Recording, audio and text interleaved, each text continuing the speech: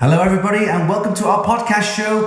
And we have today special guest Edwin from ASRock. And again, he's back here at COMPUTEX 2024. And it's another year of all computer stuff. And this year's big topic, of course, is AI. But also, ASRock has been busy with a lot of new products this year. Interesting products and taking on some new like standards and new like memory stuff like that. Well, it has all this interesting stuff. So let's hear from the man, Edwin. So Edwin, how has it been? How's the COMPUTEX so far? Busy as always. Yeah? Yeah. Because tell us what's the kind of thing you come in the morning, because people don't realize that, it's not just, get on the show, that's it.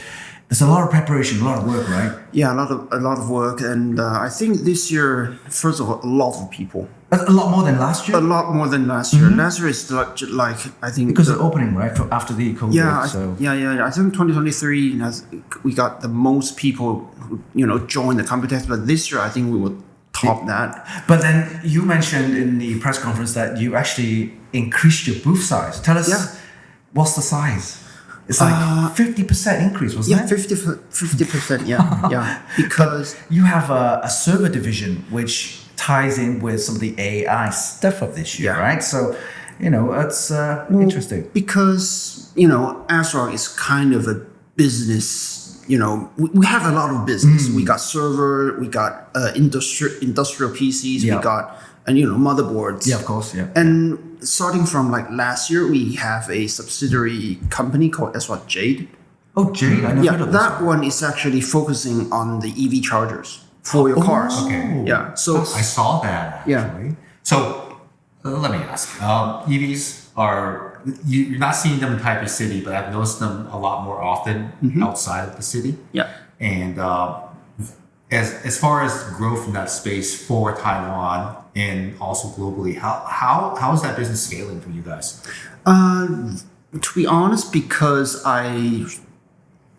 I'm not in charge of the business side for the ASRock Jade, but from my point of view, I think the electric cars had sort of grown a lot in Taiwan because Taiwan is not a big place. Yeah, you can go from Taipei to Kaohsiung maybe in one charge or even half the charge. In one charge? Yeah. Wow. Yeah, because I think the island. Because EV cars can now run like 500, 600 kilometers easy.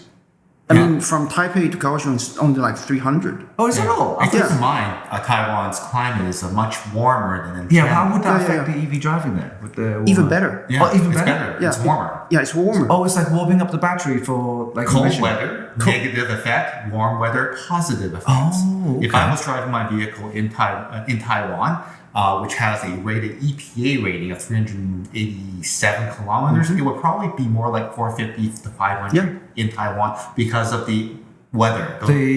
It's favorable to the batteries. Yeah, and because stuff like that. these lithium batteries, they're not that efficient. In sort of extreme cold conditions. Extreme cold weather. Yeah, Okay. Yeah, like because I travel to Europe for business very often. Yeah. And in winter, we never rent EV cars.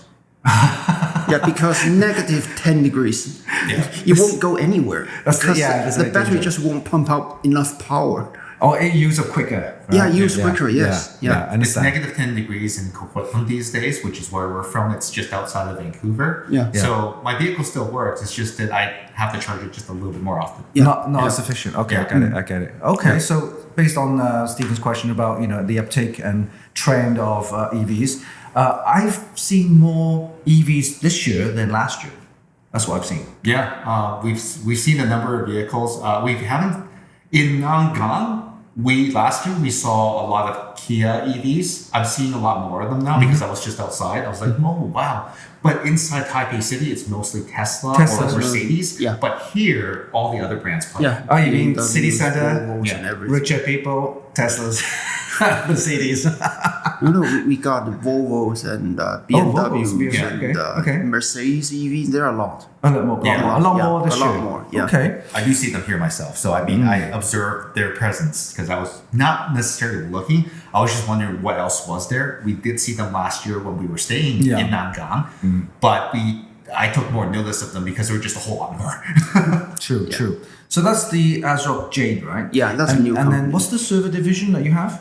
Server division, I think they are about 10 years old. I'm not sure, but Okay. for this year, it's definitely one of the highlights because Yeah. and, servers growing. Not only AIs, but server itself, it's growing. Yeah. Yeah, Because with AI, servers, especially with Uncle Jensen with his NVIDIA launch, Yeah. So everybody's like jumping on the same bandwagon. But also, like I said, ASRock server, I think it's called ASRock Rack. Rack, yeah. That's the company. Yeah. So they do a lot of the server stuff. Wait, like hold on. It's called ASRock?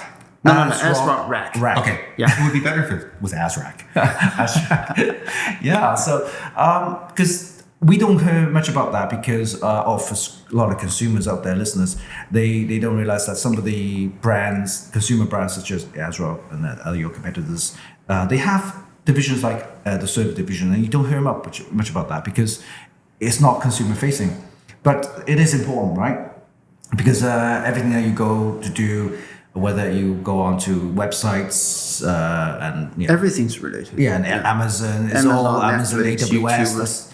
Yeah. Everything has to do with the server. Yeah, so that server definitely growing. Yeah. And also industrial PCs, that's also growing. Industrial PCs in terms of like production, kind of manufacturing, that kind of thing, right? That kind of thing, yeah.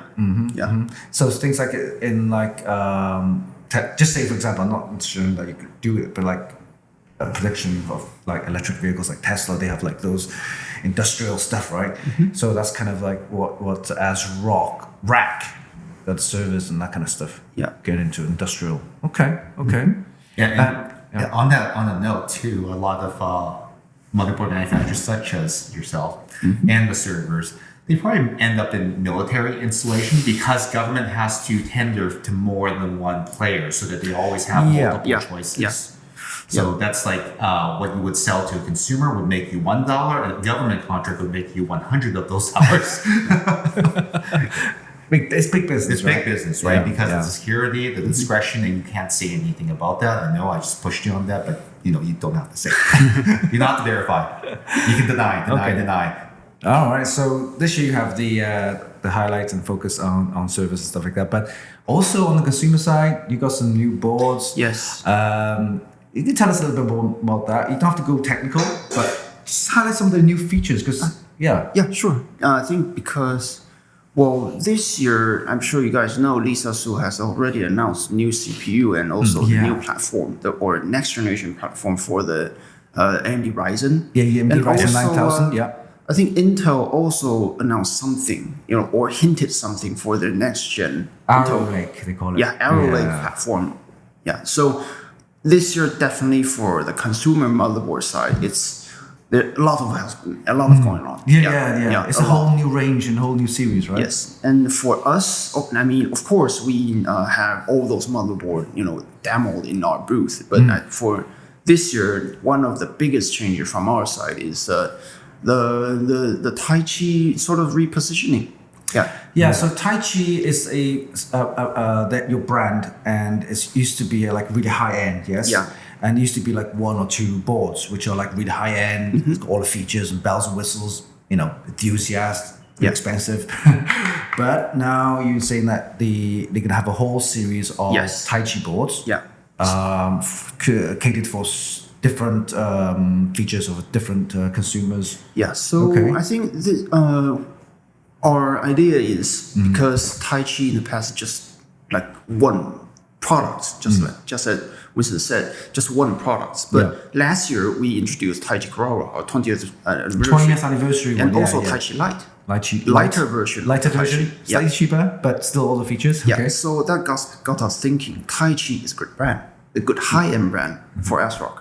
So just like ROG, just like Aorus. ROG, everybody knows ROG. Yeah. Why not make Taichi as a sort of a brand, a high-end brand for ASRock? Yeah. So that's what we did. And for this year, because we called it the new era of Taichi. Yeah. So we sort of merged the existing Aqua, our high-end water cooling line, and also the OC Formula line into the Taichi family. Oh, right. So you've Yeah. added those specific kind of featured boards designed for overclocking, Yeah, right? yeah. You put that into the Taichi series, and then Yeah. you also added the water cooling version. Yeah. All right. So again, these are really high-end boards, really niche. Water cooling, overclocking. Now you've added into the Taichi name. Yeah. And series. Okay. So for this year, the next generation Intel motherboard will actually have the full lineup of the Taichi model, Taichi SKU. So from the top, we have the Taichi Aqua, and we have the Taichi OC Formula, and also the OC Formula Cam 2 version. Cam 2, and we'll talk about that later Yeah. because that's interesting. Yeah. Okay, Cam 2 version. And also we got the OG Taichi, the original Taichi. Taichi, original Taichi. Yeah, and we The Taichi the Lite? Taichi Lite. Light, yeah, So yeah. focusing on the high end, we got a more stronger lineup for the consumer, for the market to choose. Okay. Yeah. Now, Okay. speaking of consumers, because this part of the podcast last year was the highest viewed part of the podcast, Really? the demographic that you're going after, are they still under 30? Sorry? Under 30, because ASRock, as you stated last year, only hired new employees were under 30 because you wanted to target that demographic. Yeah. And that part of it was like literally, whoa, because no one cared about the motherboard. They just cared about this one fact about ASRock. So can you confirm or deny that that's still policy, or how are you diversifying your hiring practices? Well, sadly to say, but from last year to now, actually, I don't have new members to join my team. Okay. So we obviously grown older. Okay. But Yes. I still 1 year older. I still consider myself and my colleagues young enough Yeah. to meet all those younger generation Okay. of consumers. Yeah. Do you think this is just a passing trend in hiring for ASRock, or do you think this is going to continue in the long term? I think it's going to continue because we always want to keep something fresh Okay. in our team. Yeah, that's right. Yeah. Now, I just want to verify, because it's not that you're only hiring 30-year-olds. You're hiring 30-year-olds as the right fit, but you're probably also hiring older people that have experience that you're looking for too. I know. I mean, we're also accepting, guys maybe just graduate. Yeah. Yeah, we are willing to teach them, to train them. Yeah. Yeah, we are willing to do that. Yeah. But, if you've got some experience, that's always good. Yeah. I mean, at least I don't have to teach you how to send an email. Yeah. Something like that. bad. Yeah. That would be bad. So you're still diversifying your hiring practices. You're just trying to make sure that the demographic that you're serving is a little bit more represented within the makeup of the Yes. company. It's Yeah. not that you hire only people No. under 30. So I just wanted to verify that part because there were some comments in there about, wow, really? And it was also the highest viewed part of our video. So I just wanted to get that out there before we get a little geeky and talk about other motherboard things that people want to hear about. So continue. Yeah. Again, I think you mentioned earlier, like youngsters bring up all these fresh ideas. Who was the person? Oh, do you know how the idea of having this new board with some new memory modules? I mean, the Cam 2. Tell us a little bit more about that. What is Cam 2, and So the Cam 2 actually, basically speaking, it is a next generation of the sodium, the interface. Yeah. So the sodium, I think I'm sure you It's guys in will know. laptops It's and for everything. laptops. Yeah. Yeah. It's a smaller, compact version of the memory. Yeah. So that's sodium, but sodium have its limitations. It's kind of big, bulky. And for laptops nowadays, they're very thin, very small. So they want to have something that's more compact and smaller, and also lower power consumption. low power consumption, but also the Cam 2 does higher frequencies as well, right? That's one of the benefits. Cam 2 module, they have very, very high frequency. I'm not sure what's the standard right now, but I mean, the standard frequency is way higher than the desktop SO module. Right. Oh, desktop module. Yeah. Okay. It's way higher. Standard frequency for the Cam 2 is higher than the UDIMS. Wow. Okay. Yeah. So that's why we want to try to maybe push it a bit. Yeah. Yeah. So with that, that means the board has to have this new interface, right? And one of your boards is an Intel board, right? Yeah, that Intel has that. board, yes. Okay, to support the next gen, whichever Intel names it. So I guess for the folks at home that don't understand, traditionally laptops, most of them that are PC based will have memory slots that are upgradable. In the case of Asus, you might have one DIMM slot that is capable of upgrade, whereas if you go to other brands, they might have two slots that are empty or one slot that's empty, so that you can increase your memory capacity after you purchase the product.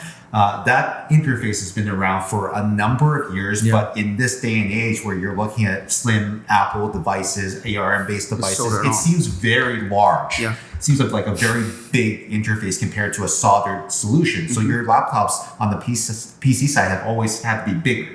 This new interface allows the PCs to actually become smaller and maintain one of the things that PCs are known for, which is the ability to be PC DIY upgraded on your own. And this is great. Also, the memory speeds are going up, and the ability to save power is also a prevalent feature of that. And because it's got faster DIMMs, I think it's probably one of the benefits that you found out is that because AI operations really benefit from higher memory throughput, it's one of the pillars of fast AI performance. So now your laptops are actually going to be faster, and because laptops get faster, the desktops are also going to be, because you now have boards that have this interface. Yes. Did I get that right?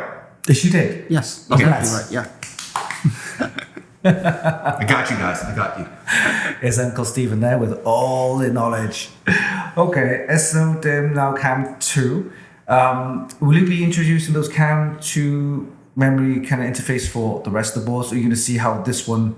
We are still evaluating. Yeah. So because this is a very new interface, and we are still doing some. That's doing testing. That's the first thing I saw. Yeah. I thought, wow, this board it's got no DIMMs. How do you put the memory in there? And then it's Cam 2. What's that? Wait, there's a laptop memory, and it's not SO-DIMM. It's a new type of SO-DIMM, the next gen, and this is what explains it. Okay, great.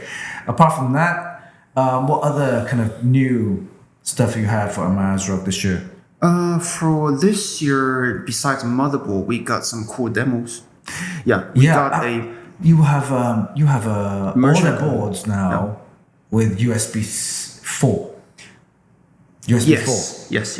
Right? So AMD got the USB4, then Intel also got, where I'm not allowed to tell, but it has 40 gigabits of Type-C on board.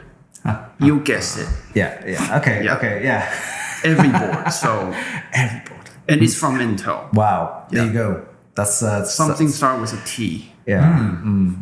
It starts with a T and ends in a T. Yeah. TT. Yeah, not all right. Okay, cool. And then you mentioned what's the other one? This new other stuff that you have. We got some cool demos. Cool demos. Yeah. So we have a system that's immersion cooling. So immersion cooling. You know what that is? Yes, when you dunk the whole thing into mineral water. There you go. Not mineral oil. Not mineral oil, but also distilled.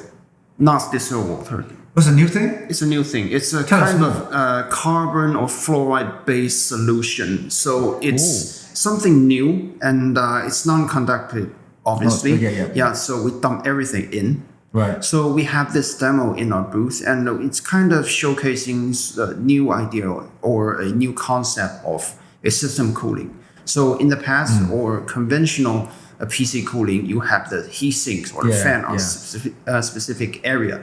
Like for the CPUs, sometimes VRMs, or the graphics card. So you are just cooling for those components. What color is this fluid? Sorry? What color is it? The fluid. Fluid? Yeah. It's clear. Okay. It's clear, yeah. So, where am I? So, that's you're cooling the whole system rather than just components. Yeah. So, if you're just cooling for the CPU, for the graphics card, or the VRMs, those parts are cool. But what about other components? So, that can actually create some hotspots in the systems. So, what immersion cooling did is we dump everything in this fluid. So it creates sort of a more average temperature for the whole system, for every component. Yeah, that's the main idea. So there's no hotspots. Technically, no cards. Okay. Yeah. So the VRM CPUs or the GPUs will be roughly around the average temperature. Okay. For those who don't know, immersion cooling isn't for everyone, and it's very expensive.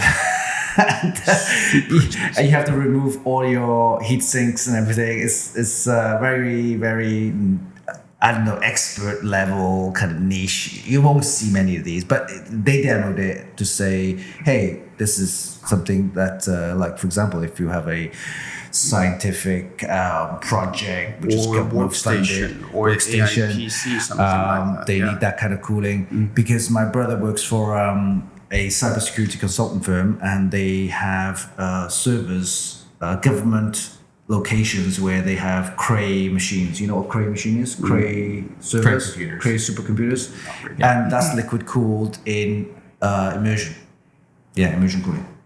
And the reason why I asked what color it was is because I know for a fact that in EV battery packs, they need a super very wide temperature range coolant that is non-electrically conductive, that has a frequency, that has a temperature range that can actually live within this certain range, but it's wide enough to accommodate shocks to the liquid, the temperatures, and it costs a lot of money to buy this stuff, even at retail. So the reason why I was curious, because I typically see that coolant it's either blue or it's green. Yeah. And that's why I was wondering, like, what it's probably a cousin of that type of coolant.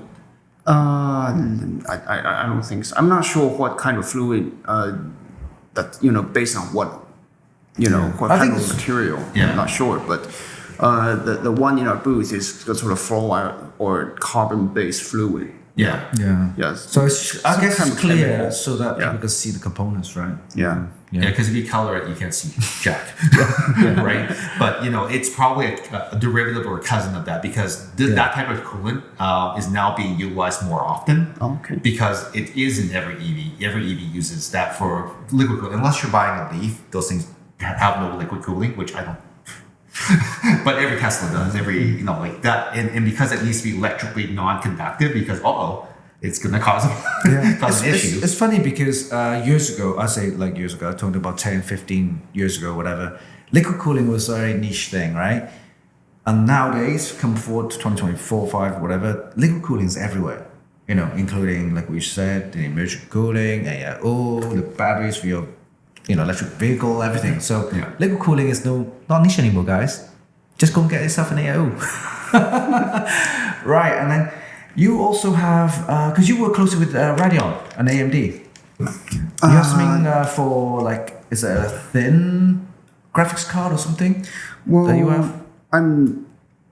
Because it's yeah. There's a new sort of for workstation AI stuff. AI workstation graphics card that only it has a blower fan, so it only occupies 2 slots. Okay. So it's more easy for those kind of cards to fit into the server chassis. And then you have like a chassis and the below, and you have all those 4 cards. Yes. Okay, so blower.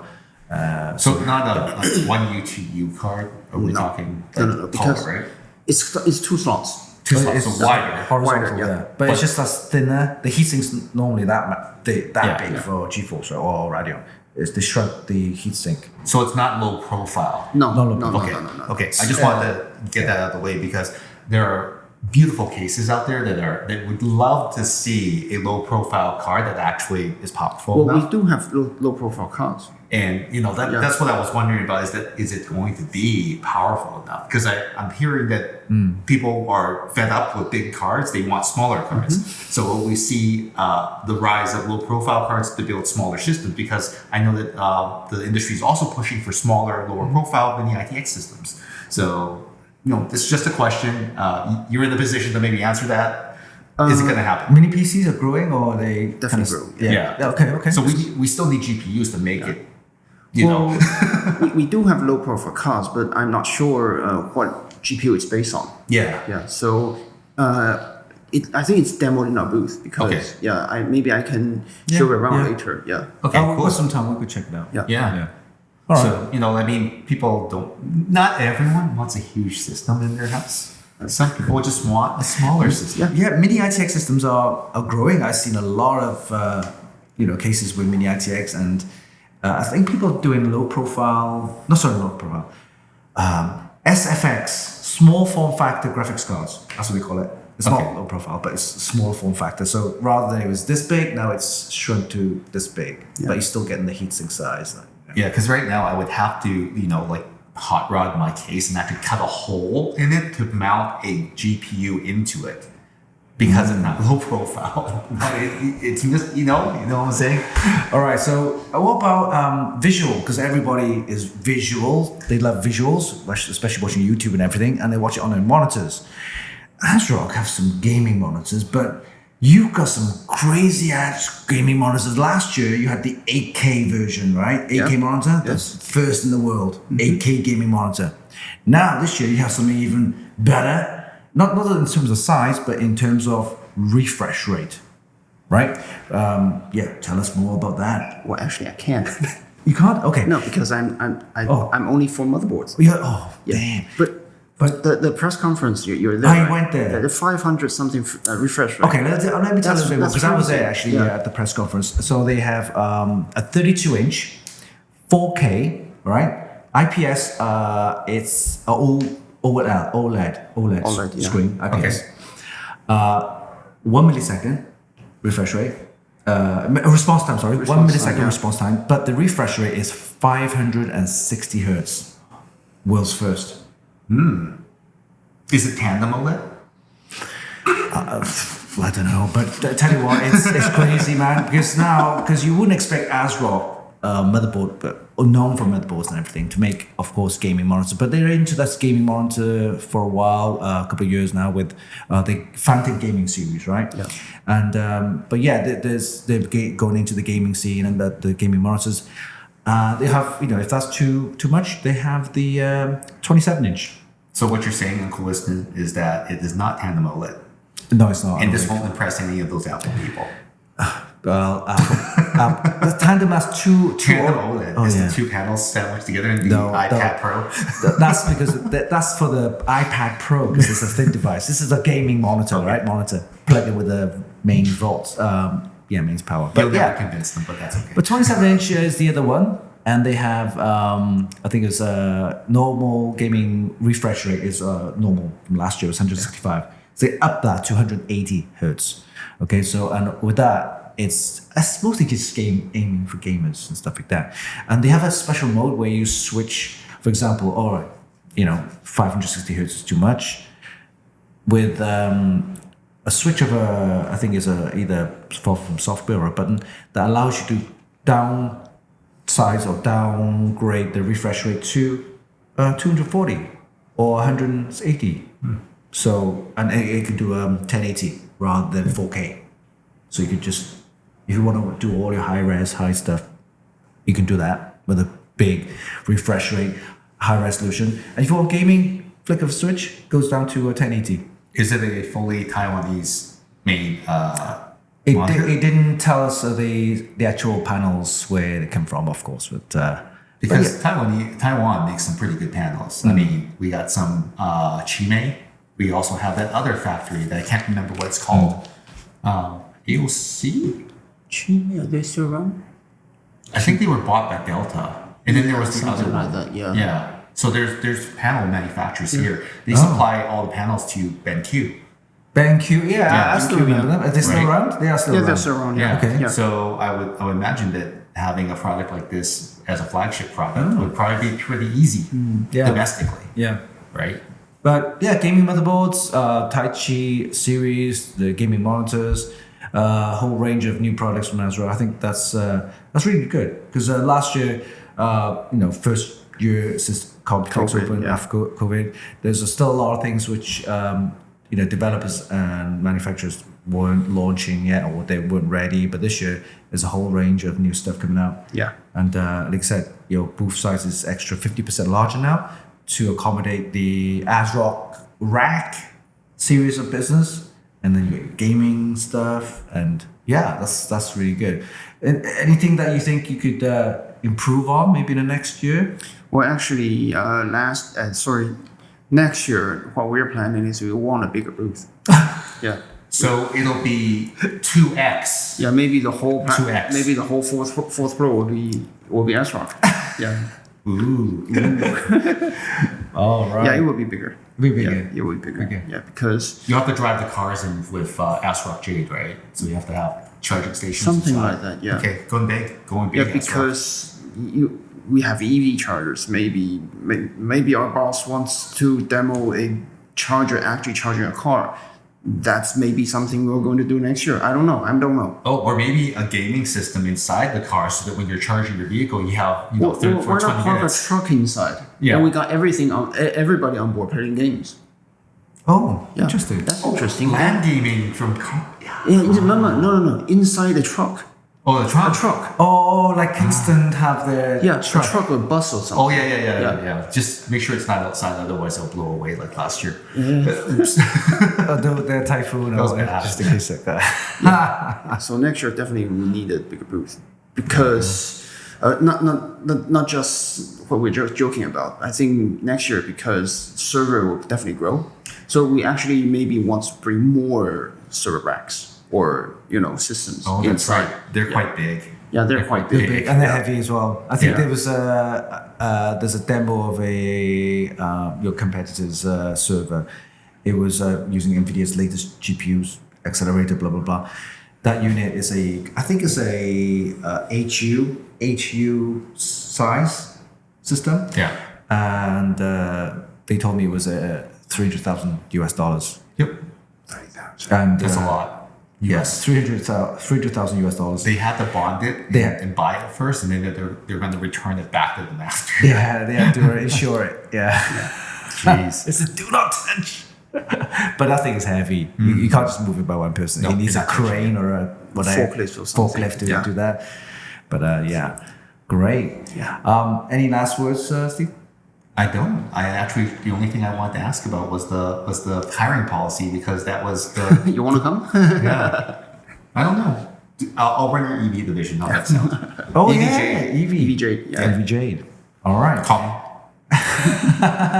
On that note, it was a great event. Thank you, Edwin, for joining our podcast. And I'm sure, of course, make sure you tune in to our podcast show every Wednesday at noon. Oh, and don't forget to check out ASRock's website. It's ASRock.com, Yeah, right? ASRock.com. Yes, They have that's some one. amazing products. They might not have the Jade ones for North America, but if you go to the Taiwan website, I'm sure that they can tell you more about the future of charging from the ASRock portfolio of products. But yeah, thank you so much for coming back. one more Ethan. thing. All the new boards, they're launching September, right? Ish. The AMD will be in September, and the Intel one will be a bit later. Q4. Yeah, Q4, this yeah. year. Save that money. Start saving your pennies. It will be exciting, I'm sure. Okay. All right. Thank you very much, and we'll see you soon. Take care. Thank you. Bye-bye. Bye-bye. Bye.